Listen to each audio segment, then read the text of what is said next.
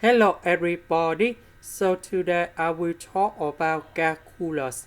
The topic today is about integration. So now I will show you how to answer. We can do about factorization with 3x to the power of 5 and 3x squared in here.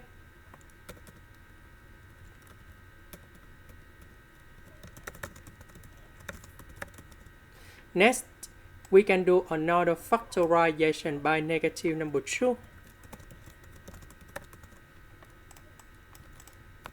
Next, this one divide by this one and this one divide by this one.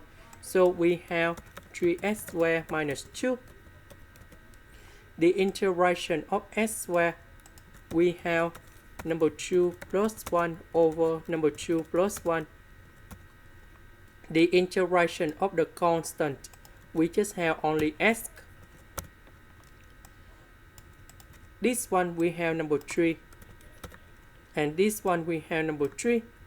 This one divided by this one, so we have x to the power of 3. And that is the final answer. This is the end. Thank you for watching.